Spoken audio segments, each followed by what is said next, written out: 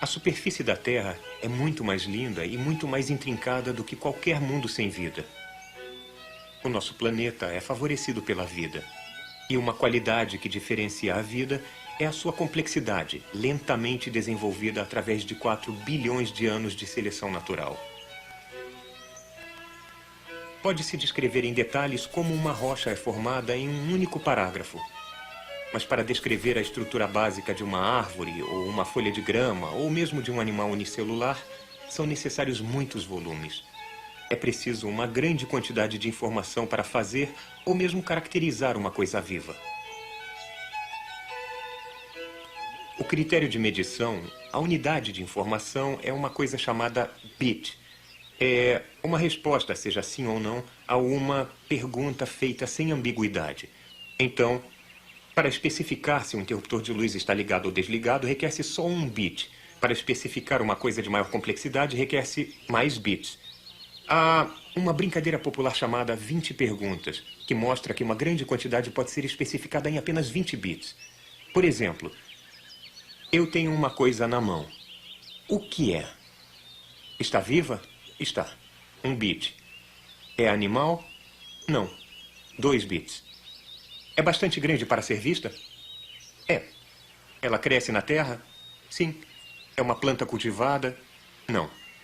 Bom, só com 5 bits nós fizemos um progresso substancial em descobrir o que é. Com 20 perguntas habilmente escolhidas, podemos reduzir facilmente o cosmo a um dente de leão.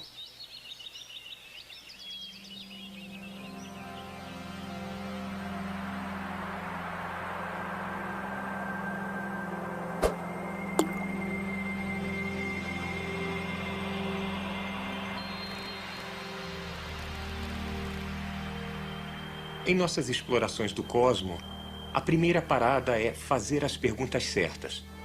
Então, não com 20 perguntas, mas com bilhões, nós destilamos lentamente da complexidade do universo a sua ordem básica.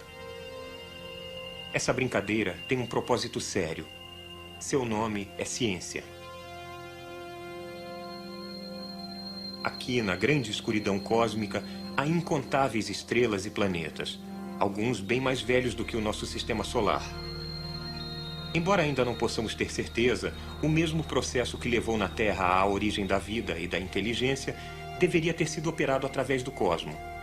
Pode haver 1 milhão de mundos apenas na galáxia Via Láctea que são habitados neste momento por outros seres inteligentes.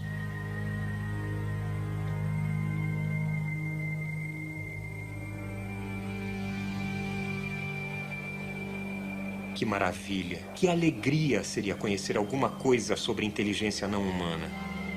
E podemos.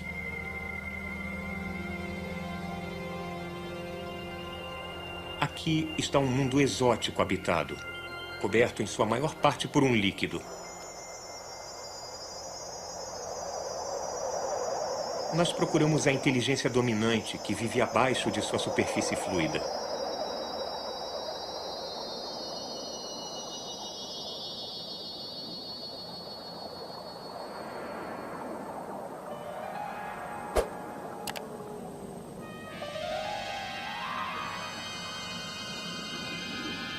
Este oceano de água líquida, com quilômetros de profundidade, está fervilhando de estranhas formas de vida.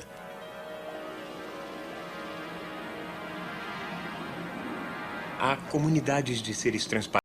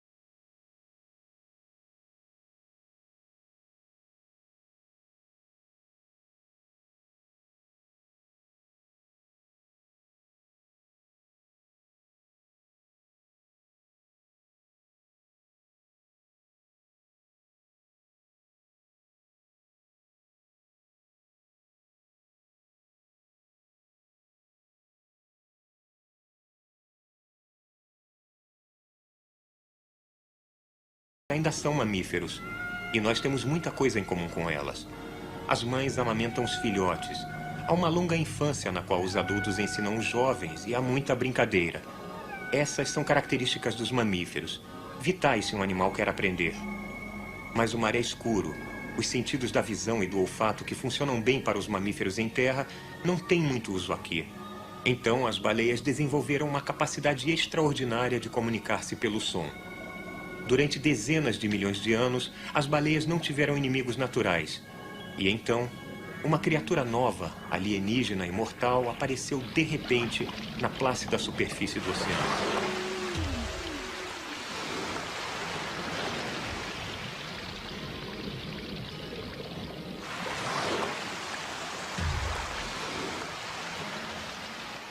Estes objetos, frequentemente barulhentos, apareceram pela primeira vez em grande número há apenas poucos séculos.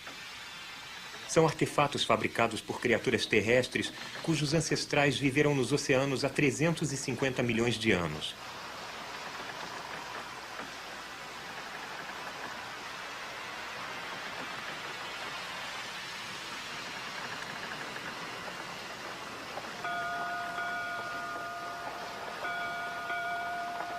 Porém, este em particular está em uma missão de reconhecimento.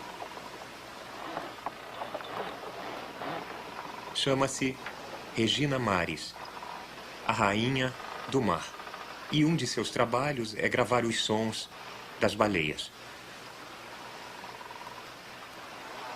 Alguns sons das baleias são chamados de canções, mas não sabemos ainda qual seu conteúdo.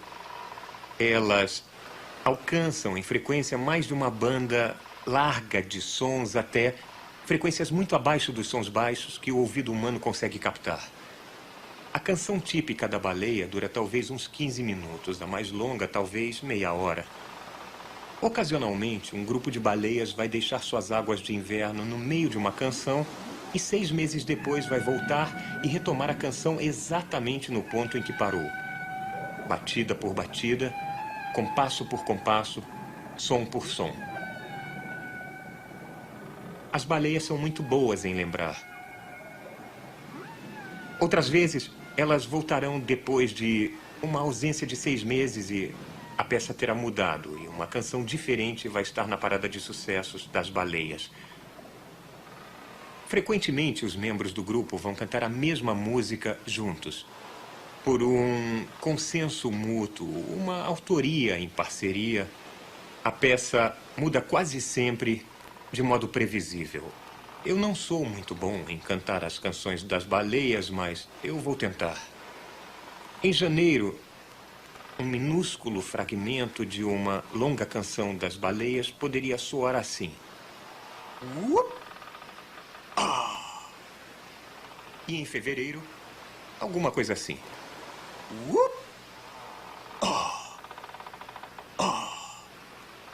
E então, em março, provavelmente seria...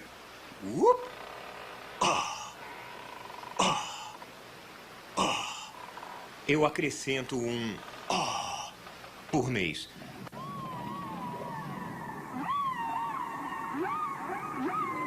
Os padrões complexos nas canções das baleias às vezes são repetidos precisamente. Se eu imaginar que as canções das baleias corcundas são cantadas em uma linguagem tonal, então o número de bits de informação em uma canção é mais ou menos a informação contida na Ilíada ou na Odisseia.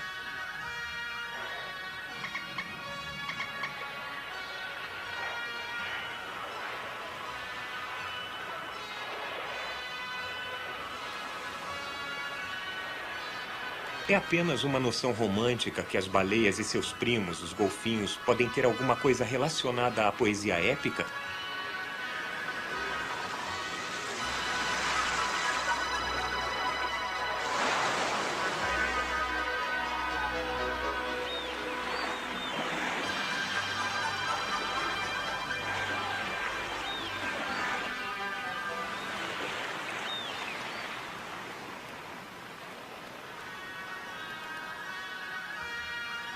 Sobre o que as baleias ou os golfinhos falam ou cantam.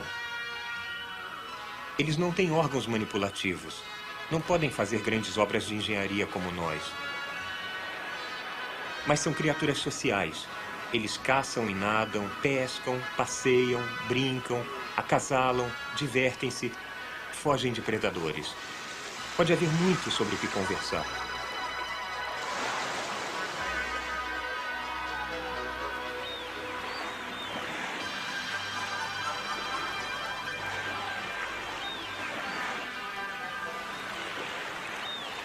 O grande perigo para as baleias é um recém-chegado, um animal presunçoso que só recentemente, através da tecnologia, tornou-se competente nos oceanos. Uma criatura chamada homem. Em 99,99% da história das baleias, não havia humanos nos oceanos profundos. Durante esse período, as baleias desenvolveram seu extraordinário sistema de comunicação. Algumas baleias emitem sons extremamente altos a uma frequência de 20 Hz. Um Hertz, que se escreve H-E-R-T-Z, é uma unidade de frequência e representa uma onda sonora entrando em meu ouvido a cada segundo. Uma frequência de 2000 Hz soa assim.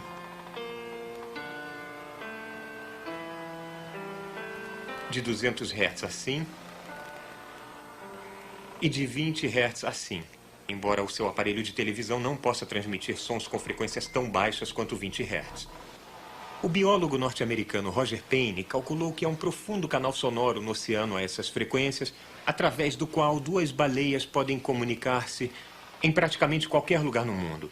Uma baleia pode estar próxima à plataforma de gelo Ross, na Antártica, e comunicar-se com outra baleia nas Ilhas Aleutas, no Alasca. Durante a maior parte de sua história, as baleias parecem ter estabelecido uma rede global de comunicações. O que uma baleia pode ter a dizer a uma outra separada por 15 mil quilômetros, eu não faço a menor ideia. Mas talvez seja uma canção de amor lançada na imensidão das profundezas.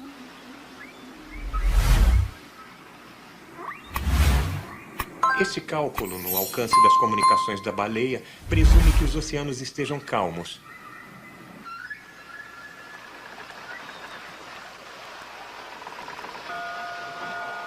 Mas no século XIX, veleiros como este começaram a ser substituídos por navios a vapor, uma outra invenção dos estranhos animais de terra.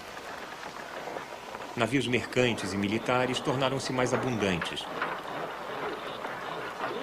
A poluição sonora no mar piorou muito, principalmente à frequência de 20 Hz. A tripulação deste navio tenta conscientemente mantê-lo silencioso, mas quando o motor é ligado, o navio fica muito barulhento a uma frequência de 20 Hz. As baleias, comunicando-se pelos oceanos, devem ter experimentado dificuldades cada vez maiores. A distância na qual elas podiam comunicar-se deve ter diminuído gradualmente. 200 anos atrás, uma distância típica na qual algumas baleias podiam comunicar-se era de talvez 10 mil quilômetros. Hoje, em um dia típico, o número correspondente talvez seja de poucas centenas de quilômetros. Nós isolamos as baleias delas mesmas. Criaturas que comunicaram-se livremente durante dezenas de milhões de anos agora foram efetivamente silenciadas.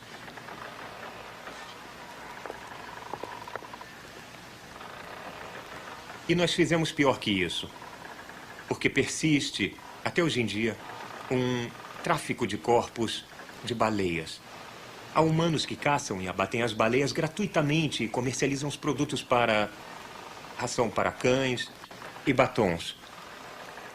Muitas nações entendem por que o assassinato de baleias é monstruoso, mas o tráfico ainda é feito pelo Japão, Noruega e União Soviética.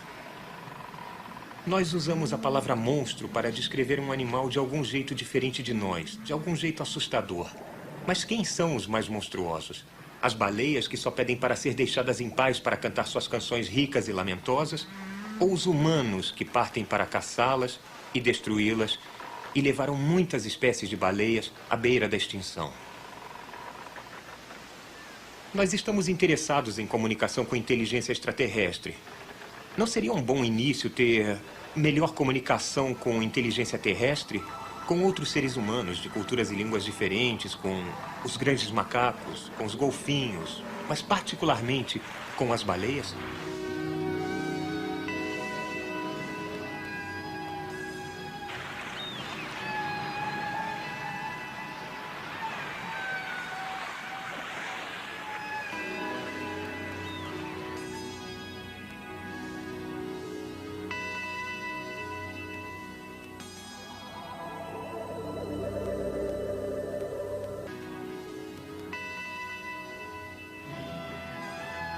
Para sobreviver, uma baleia tem que saber como fazer as coisas. Esse conhecimento é guardado de duas maneiras principais: os genes das baleias e em seus cérebros muito grandes. Podemos imaginar os seus genes e seus cérebros como bibliotecas dentro de seus corpos. A informação no DNA, a informação genética, inclui como amamentar, como converter camarão em gordura, como prender a respiração ao mergulhar 1 quilômetro abaixo da superfície. A informação nos cérebros, a informação aprendida, envolve coisas como quem é a sua mãe ou qual é o significado da canção que estamos ouvindo agora. A biblioteca de genes das baleias, das pessoas e de quase todo mundo na Terra é feita de DNA. A única função desta molécula complexa é armazenar e copiar informação.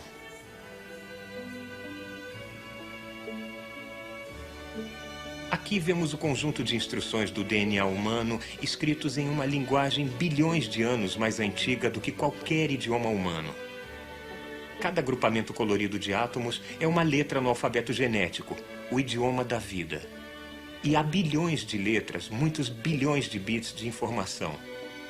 Se você viesse de algum lugar muito diferente, não seria capaz de especificar uma baleia ou um ser humano em uma brincadeira de 20 perguntas com apenas 20 bits. Mas uma brincadeira chamada 10 bilhões de perguntas pode dar certo. Cada organismo da Terra contém como herança e legado uma biblioteca portátil. E quanto mais bits de informação nós temos, mais podemos fazer. O organismo mais simples, um vírus, precisa de apenas 10.000 bits, o equivalente à quantidade de informação na página de um livro médio. Estas são todas as instruções de que ele precisa para infectar o outro organismo e para reproduzir-se, que são as únicas coisas em que os vírus são bons. A bactéria usa aproximadamente 1 milhão de bits de informação, cerca de 100 páginas impressas. As bactérias têm muito mais a fazer do que os vírus, porque elas não são parasitas absolutas. As bactérias têm que ganhar a vida. E uma ameba unicelular nadando livremente? Estas criaturas são microscópicas, mas no reino dos animais unicelulares, elas são gigantes. As baleias do mundo microbiano. Cada uma contém cerca de 40 milhões de bits em seu DNA, o equivalente a cerca de 4.000 páginas ou 8 volumes de 500 páginas. É o quanto de informação é preciso para fazer uma ameba, uma criatura como uma pequena cidade vagando por uma gota d'água. E uma baleia e um ser humano? Bom, parece que a resposta é de que há 5 bilhões de bits. 5 bilhões de bits de informação em nossa enciclopédia da vida, no núcleo de cada uma de nossas células.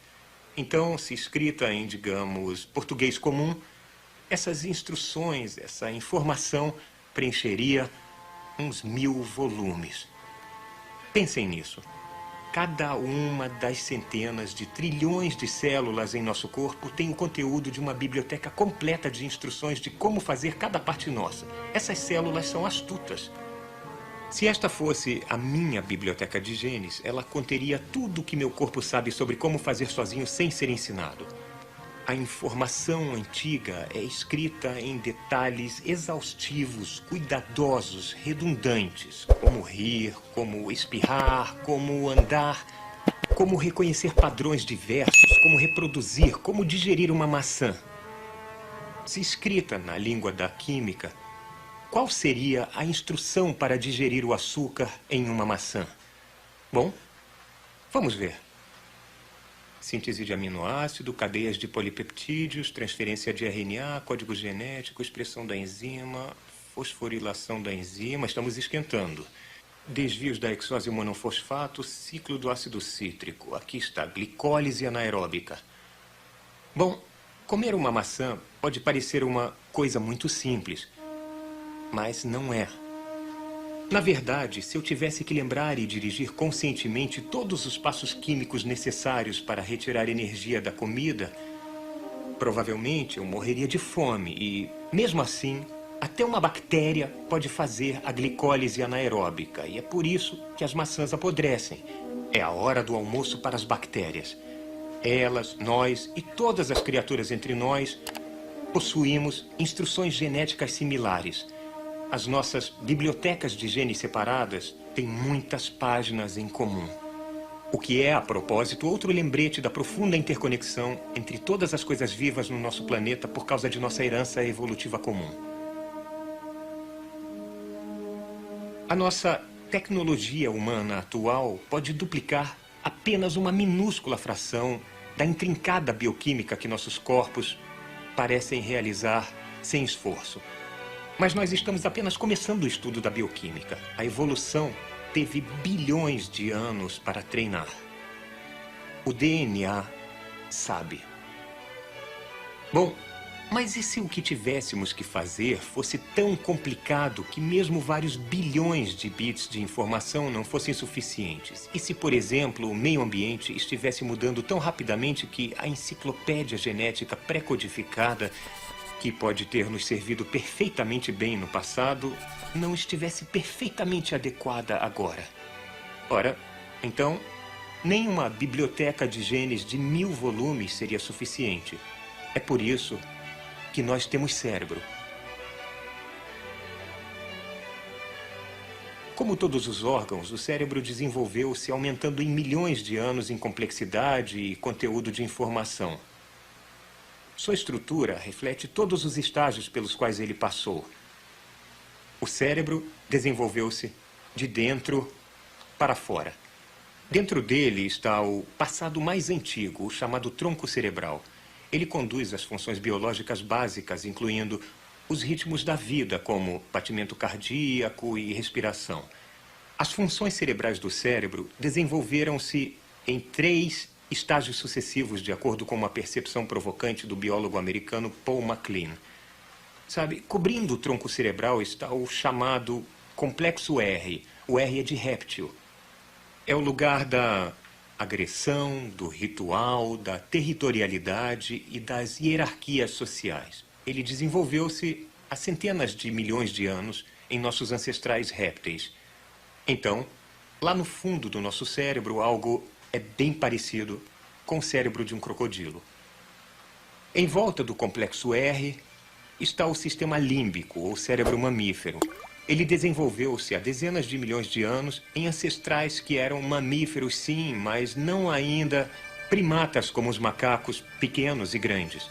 Ele é a principal fonte de nossos humores e emoções, de nossa preocupação, do cuidado com os jovens. Então, finalmente, na parte exterior, vivendo em um tipo de paz desconfortável com os cérebros mais primitivos abaixo, está o córtex cerebral, desenvolvido há milhões e milhões de anos em ancestrais que eram primatas.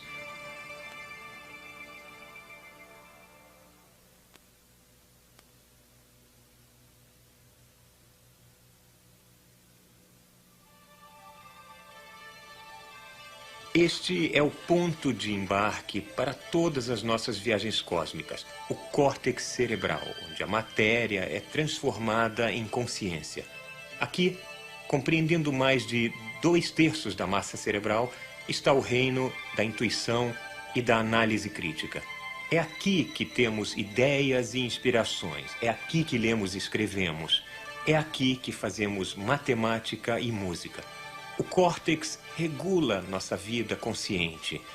Ele é a distinção da nossa espécie, o local de nossa humanidade.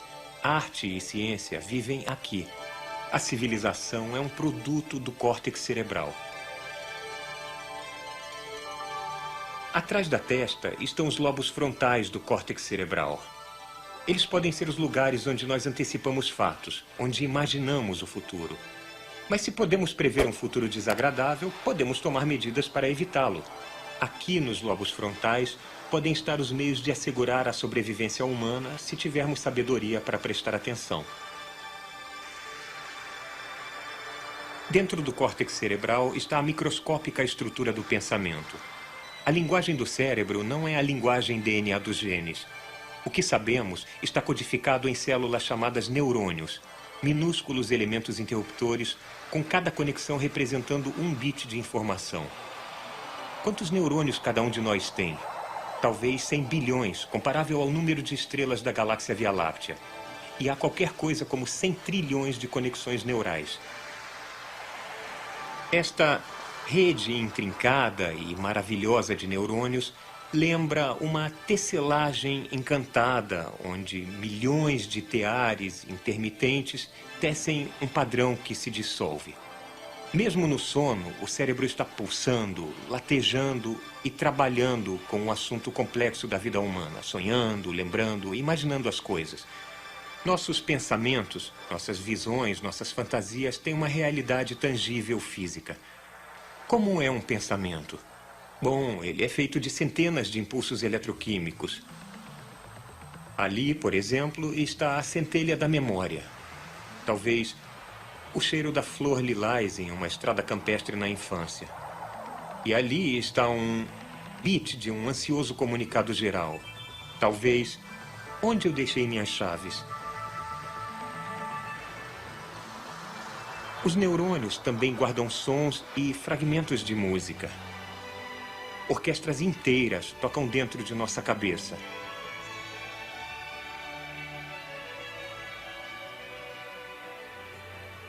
A paisagem do córtex cerebral humano é profundamente sulcada. E há uma boa razão para isto. Estas convoluções aumentam enormemente a área de superfície disponível para armazenamento de informação em um crânio de tamanho limitado.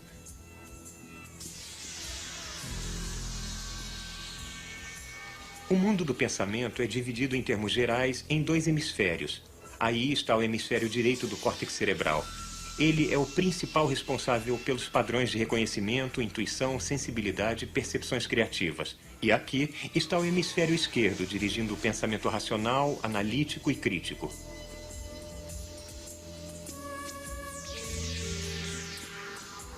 Estes são os 2 lados, as 2 forças, os opostos essenciais que caracterizam o pensamento humano. À nossa volta estão os meios, tanto para gerar ideias quanto para testar sua validade. Há um diálogo contínuo acontecendo entre os 2 hemisférios do cérebro, canalizado através deste imenso pacote de fibras nervosas que se chama corpo caloso. É uma ponte entre a criatividade e a análise. E as 2 são necessárias se quisermos entender o mundo. O conteúdo de informação do cérebro humano, expressado em bits, é provavelmente comparável ao número de conexões entre os neurônios no córtex. Cerca de 100 trilhões de pedacinhos, 10 à 14ª potência de conexões. Se escrito em português, isso encheria cerca de 21 milhões de volumes, tanto quanto há nas maiores bibliotecas do mundo.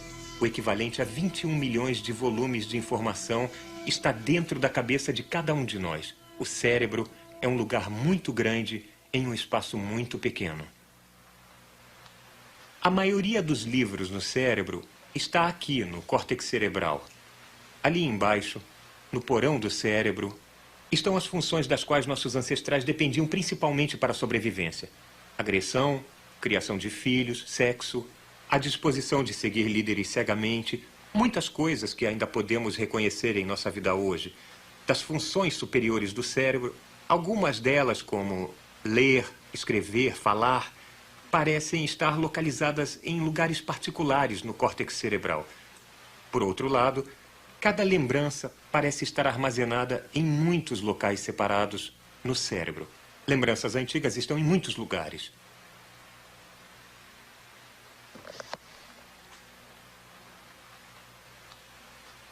Aqui está uma das minhas lembranças mais antigas.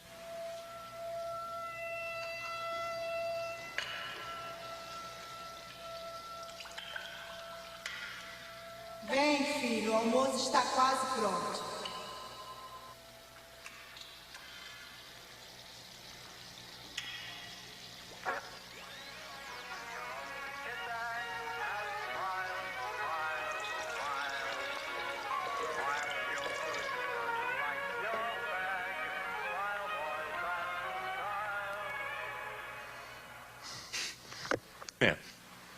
Isso foi há muito tempo. Mas sua impressão não se apagou na biblioteca deste cérebro.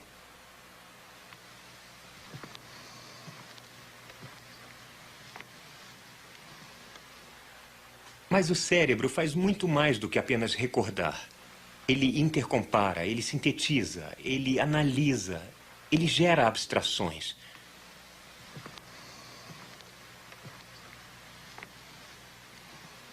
O pensamento mais simples, como o conceito do número 1, tem a sustentação de uma lógica elaborada. O cérebro tem a sua linguagem própria para testar a estrutura e a consistência do mundo. Mas nós nunca vemos a maquinaria da análise lógica, apenas as conclusões. Há muito mais que devemos descobrir que os genes possam saber. É por isso que a biblioteca do cérebro abriga 10.000 vezes mais informação do que a biblioteca genética. A nossa paixão por aprender é a ferramenta para a nossa sobrevivência.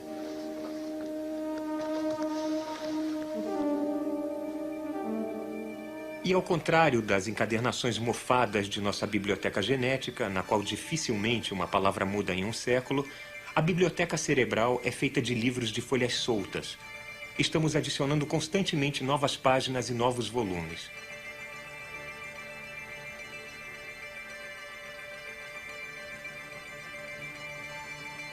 As emoções e os padrões rituais de comportamento são construídos muito profundamente em nós. Eles são parte de nossa humanidade.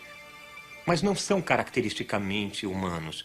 Muitos outros animais têm sentimentos. O que distingue nossa espécie é o pensamento. O córtex cerebral é, de certo modo, uma liberação. Nós não precisamos mais ficar presos aos padrões de comportamento herados geneticamente de lagartos e babuínos. Territorialidade, agressão e hierarquias de dominação. Nós somos, cada um de nós, largamente responsáveis pelo que é posto em nosso cérebro, pelo que, como adultos, nós terminamos nos importando e ficamos sabendo. Não mais à mercê do cérebro réptil, nós podemos mudar a nós mesmos. Pensem nas possibilidades.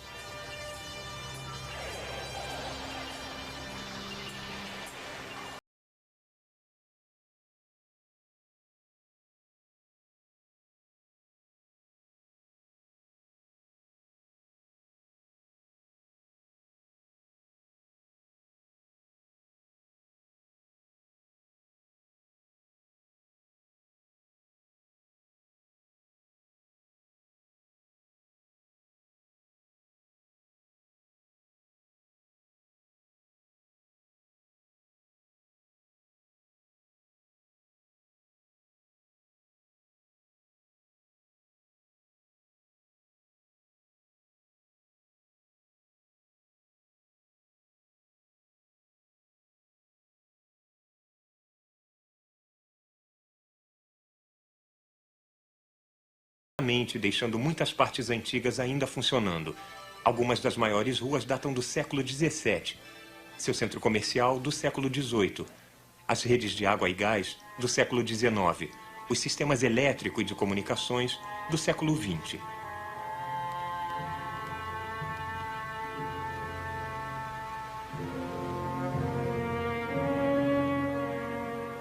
A cidade desenvolveu-se muito mais rápido do que o cérebro. Há apenas 10.000 anos, o cérebro humano parecia exatamente como é hoje, e nós éramos igualmente astutos. Mas não havia cidades, apenas alguns acampamentos espalhados nas vastas florestas primitivas. Hoje é exatamente o oposto. Florestas e campos muitas vezes parecem ilhas dispersas em um mar de cidades. Se fôssemos observadores de um mundo alienígena, notaríamos que alguma coisa muito complicada vem acontecendo aqui nos últimos milhares de anos. Levaríamos um tempo para descobrir os detalhes, mas reconheceríamos, por sua complexidade, a evidência de vida inteligente. Em um exame mais próximo, poderíamos reconhecer até seres inteligentes individuais.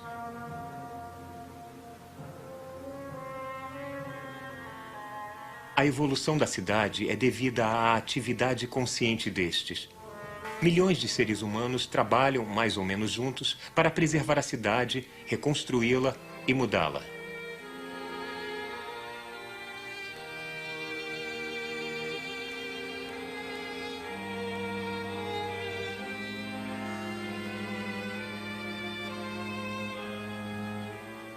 Poderia ser mais eficiente se todos os sistemas cívicos fossem periodicamente substituídos de cima a baixo. Mas, como no cérebro, tudo tem que funcionar durante a renovação. Então, a cidade, em sua maior parte, adiciona partes novas, enquanto as partes antigas continuam mais ou menos a funcionar. Por exemplo, no século XVII, viajava-se entre o Brooklyn e Manhattan, atravessando o rio East de balsa. No século XIX, a tecnologia tornou-se disponível para a construção de uma ponte suspensa sobre o rio. Ela foi construída exatamente no local do terminal da balsa, porque grandes ruas de tráfego intenso já estavam convergindo para lá. Mais tarde, quando tornou-se possível construir um túnel sob o rio, ele também foi construído no mesmo local pela mesma razão. Esse usar e reestruturar sistemas anteriores para novos propósitos é muito parecido com o padrão da evolução biológica. Ou considerem a Terceira Avenida. No século XVII, nós seguimos para a parte residencial a pé ou a cavalo. Um pouco depois havia carruagens, os cavalos empinando, os cocheiros estalando os seus chicotes. E depois, eles foram substituídos por bondes puxados a cavalo, tinindo ao longo de trilhos nesta avenida. Depois, a tecnologia elétrica desenvolveu-se e uma grande via férrea foi construída e a Terceira Avenida foi chamada de L, que dominou a rua até cerca de 1954, quando foi totalmente demolida. De qualquer forma, a L foi então substituída por ônibus e táxis, que ainda são as principais formas de transporte público na Terceira Avenida. Agora, enquanto a gasolina vira uma mercadoria rara, o motor de combustão interna será substituído por uma outra coisa. Talvez o transporte público na Terceira Avenida no século XXI seja feito por, sei lá, metrôs pneumáticos ou carros elétricos. Todo passo na evolução do transporte na Terceira Avenida tem sido conservador, seguindo uma rota estabelecida pela primeira vez no século XVII. Mas o cérebro é ainda mais conservador do que a cidade. Se isto aqui fosse o cérebro, poderíamos ter bondes puxados por cavalos, o L e os ônibus, todos operando simultânea, redundante e competitivamente, os vestígios da história inicial claramente evidentes.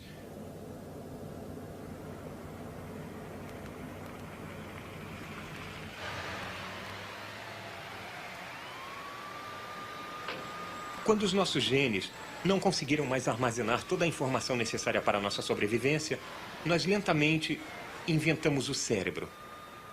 Mas então, chegou a hora, talvez há dezenas de milhões de anos, em que precisávamos saber mais do que poderia estar convenientemente armazenado no cérebro.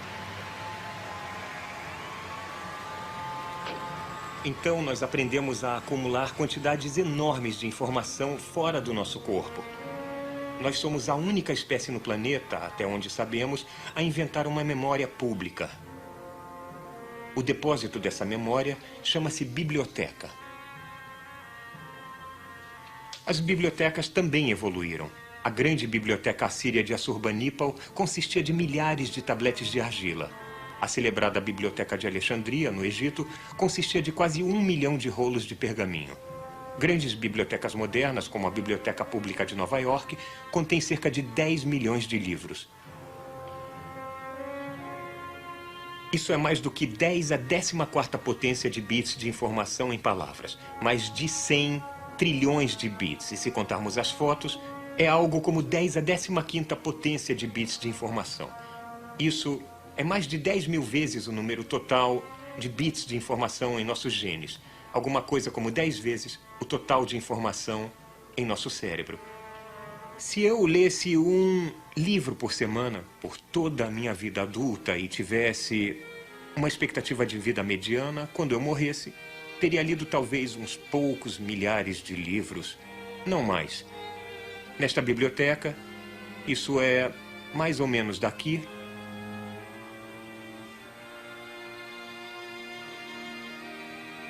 por alto até aqui. Mas isso é apenas 1/10 de 1% ou tanto do número total de livros na biblioteca.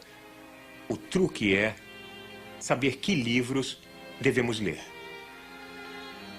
Mas eles estão todos aqui.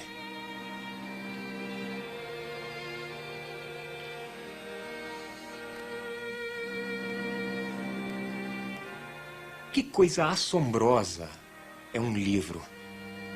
É um objeto plano feito de uma árvore com partes flexíveis, nas quais estão impressos muitos rabiscos escuros engraçados.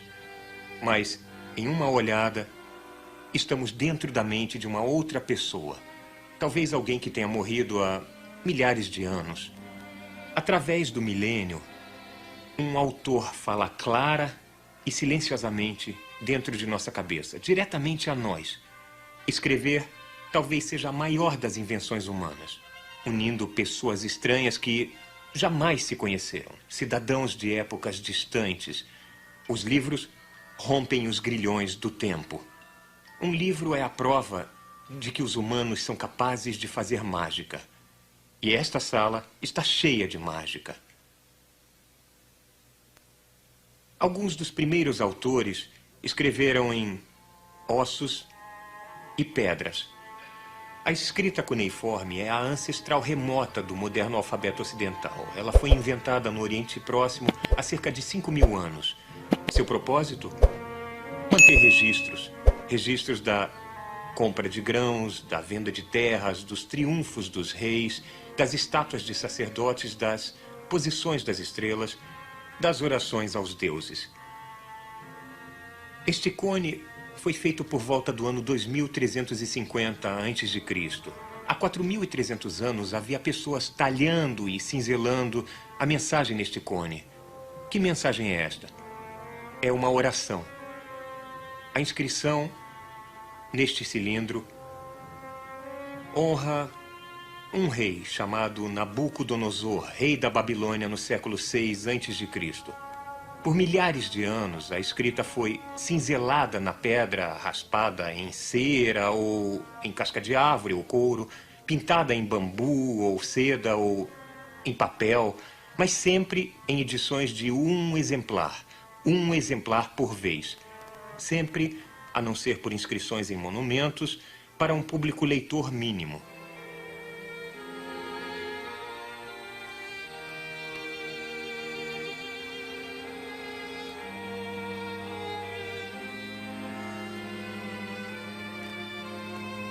Mas então, na China, entre os séculos II e VI, o papel, a tinta e a impressão com blocos de madeira entalhados foram inventados mais ou menos juntos, permitindo muitas cópias de um trabalho a ser feito e distribuído.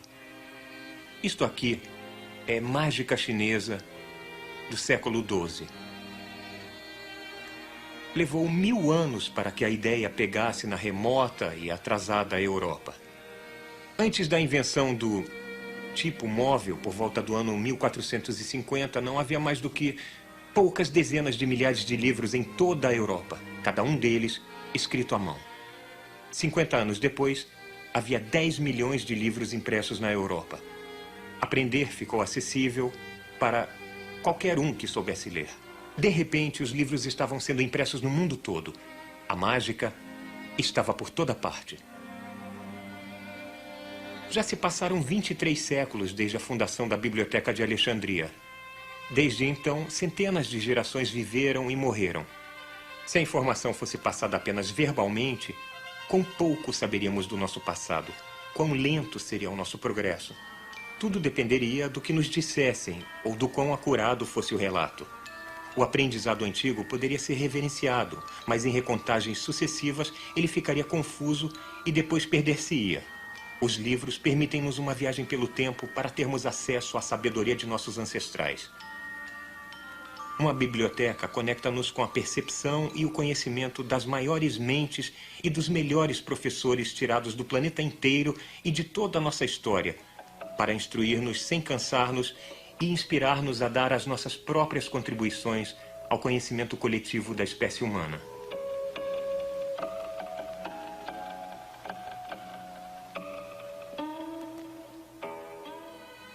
Há um número considerável de bíblias de Gutenberg e dos primeiros fólios de Shakespeare no mundo, mas a maioria dos livros que vemos aqui é de edições limitadas com muito poucas cópias sobreviventes. Mas existem também no mundo impressões em massa de livros em brochura que eu acho, ainda mais maravilhosos. Pelo preço de uma refeição modesta, temos a história de Roma. Os livros são como sementes, eles podem ficar adormecidos por séculos, mas também podem produzir flores no solo menos promissor. Estes livros são os repositórios do conhecimento de nossa espécie.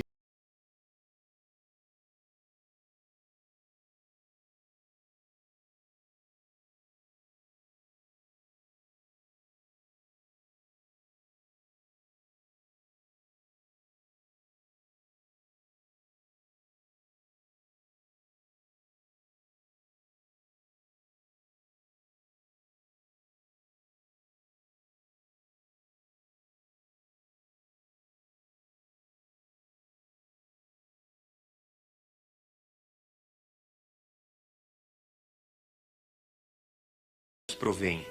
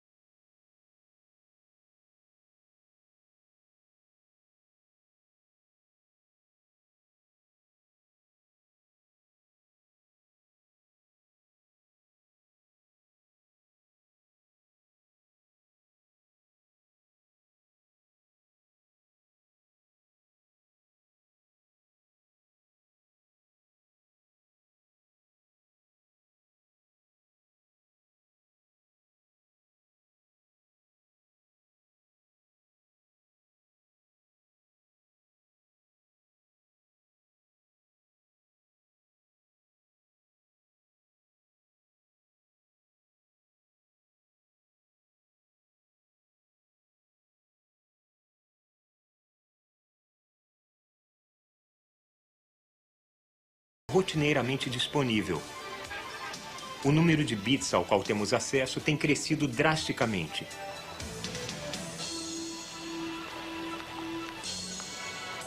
Os computadores agora podem armazenar e processar quantidades imensas de informação de modo extremamente rápido. Em nossa época, começou uma revolução. Uma revolução talvez tão significativa quanto a evolução do DNA, do sistema nervoso e da invenção da escrita. Elos de comunicação direta entre bilhões de seres humanos são proporcionados por computadores e satélites. O potencial para uma inteligência global está emergindo, ligando todos os cérebros da Terra para uma consciência planetária. Em outro lugar, pode haver cérebros, até cérebros planetários, mas não haverá cérebros como o nosso. A mutação e a seleção natural são processos fundamentalmente aleatórios. Se a Terra começasse de novo, a inteligência poderia muito bem emergir, mas alguma coisa que lembrasse muito um ser humano seria improvável. Em outro planeta, com uma sequência diferente de processos aleatórios para fazer a hereditariedade, com a diversidade e com um ambiente diferente para selecionar combinações particulares de genes, a chance de achar seres muito similares a nós deve ser próxima de zero. A chance de encontrar outra forma de inteligência não é próxima de zero. Seus cérebros podem muito bem ter se desenvolvido de dentro para fora como os nossos. Eles podem ter elementos interruptores análogos aos nossos neurônios, mas os neurônios deles podem ser muito diferentes. Podem ser supercondutores que operam a temperaturas muito baixas. Neste caso, a velocidade de pensamento deles pode ser 10 milhões de vezes mais rápida que a nossa. Ou talvez os neurônios deles não estejam em contato físico direto uns com os outros, mas em comunicação via rádio. Então, um único ser inteligente pode estar distribuído entre organismos diferentes. Pode haver planetas nos quais os seres inteligentes tenham não 10 à 11ª potência de neurônios, como nós, mas 10 à 20ª ou 10 à 30ª. Imagino o que eles saberiam. Se pudéssemos fazer contato, haveria muita coisa em seus cérebros de enorme interesse para nós. E vice-versa. Eu acho que a inteligência extraterrestre, até seres assombrosamente mais evoluídos do que nós, ficaria interessada em nós, no que sabemos, como pensamos, no curso da nossa evolução, nas perspectivas para nosso futuro. Dentro de todo o cérebro humano, padrões de impulsos eletroquímicos estão formando-se e dissipando-se continuamente. Eles refletem as nossas emoções, ideias e lembranças. Quando gravados e ampliados, esses impulsos soam assim. Mas um ser extraterrestre, não importa o quão avançado, seria capaz de ler a mente que fez estes sons? Nós mesmos estamos bem longe de poder fazer isso. Mas, na verdade, nós enviamos os impulsos que estamos ouvindo, refletindo as emoções, ideias e lembranças de um ser humano em uma viagem às estrelas.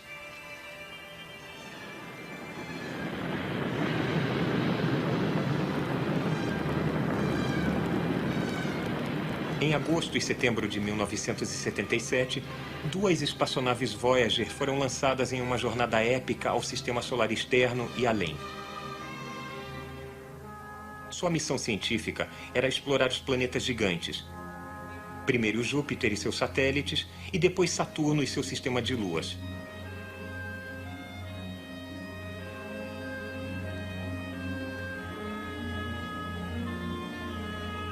Encontros próximos com esses grandes mundos irão acelerar as espaçonaves Voyager para fora do sistema solar. Como uma consequência incidental de suas trajetórias, elas serão levadas inexoravelmente ao reino das estrelas, onde irão vagar para sempre. As naves serão levemente erodidas no sistema solar por micrometeoritos, sistemas de anéis planetários e cinturões de radiação.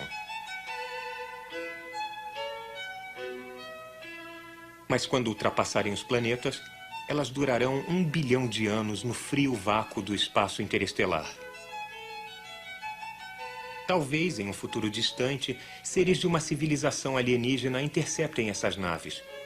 Eles irão examinar as nossas espaçonaves e entender muito da nossa ciência e da nossa tecnologia. Mas apenas uma máquina pode contar muito sobre seus fabricantes.